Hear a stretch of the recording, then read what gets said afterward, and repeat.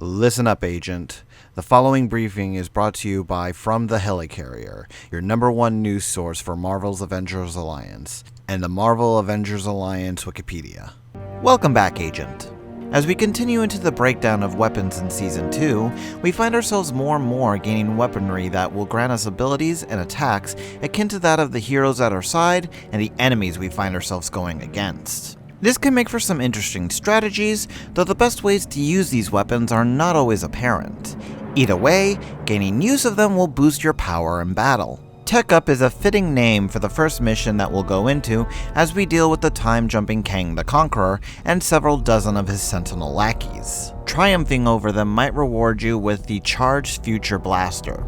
Dealing a nice chunk of damage thanks to its combination of high and deadly crits together, you'll gain the added benefit of placing radiation exposure and burning on your foes, making this weapon pair quite well with some of your energy and fire-using allies. Going into Mission 2, Grudge Match, is where we'll be fighting off against Taskmaster, who's secretly undercover for us in S.H.I.E.L.D. Even so, he just can't give us the balanced Wakandan club knife without a fight, which is more the size and length of a sword if you ask me. Exploiting the tenderized effect, as well as placing that on foes in the first place, it's best to use alongside those who fight along with claw and blade in hand. The Hood in Central Park is where we'll be going once we hit Mission 3, Up a Tree. It's along with the help of Squirrel Girl that we're able to take him down, possibly grabbing the Chitter Chatter Box in the process. A quick action attack, it summons squirrels to jump on your enemies, make it hard for them to counter.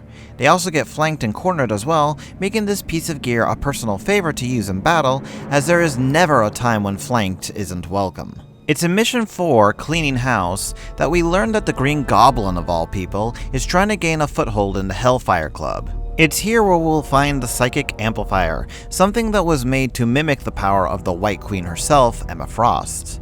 Another quick action gadget, it has a 60% chance to grant all allies the Potential Unleashed effect, which removes all debuffs and grants them a small bonus to all their stats for a round. It also gives Energize, which restores the stamina for your entire team, making it good to keep up the energy needed for battle. Enchanted, Mission 5, is where we'll have to deal with Ragnarok, a robotic clone of Thor who's been fooled into thinking he's the real thing by the Asgardian known as the Enchantress. Short-circuiting his programming might cause him to leave behind the dense Electrotech hammer. A charged weapon, it's interesting in the fact that it gives 2 strong debuffs, a chance at a third, and grants the tech upgrade buff. This makes it a very good weapon to use alongside electric and tech-based users. Should you have Fandral, Vision, and Quicksilver along for the ride, you'll be able to fight off against the instigator on all this, Enchantress. Taking her on and sending her packing back to Asgard might gain you the use of Huldrun's powerful Call. A quick action weapon, it applies a unique debuff called Diminished Resolve, which reduces the enemy's damage by 20%. There is a better version of this weapon that's a free action that can be found in the daily missions, but as I said before, the weapon here is simply easier to obtain on average. The premium mission, Deific Inadequacy, is only accessible should you have the mighty Hercules at your side. While there, you'll be fighting off against the likes of the Hydra 4, villains who take on the looks and powers of some of the core Avengers and use them for evil gains. Taking down these dark copycats will give you a shot at the Vibranium Gauntlets of Orthrus. Harnessing the power of Hercules himself, you'll gain his effects from one of his attacks, fortifying your own defense while inflicting your foes with the Cerberus Bite debuff, which reduces their melee damage by 40%. With the help of Havoc, the Punisher, and the Hulk, you'll be able to find the Man-Ape who's once again causing trouble. Knocking some sense into the Bestial Man will give you a chance at the hardened Wakandan Ringu. Exploiting shields, this weapon also staggers and off-balances your enemy, which makes it a very useful weapon for fighting infiltrators.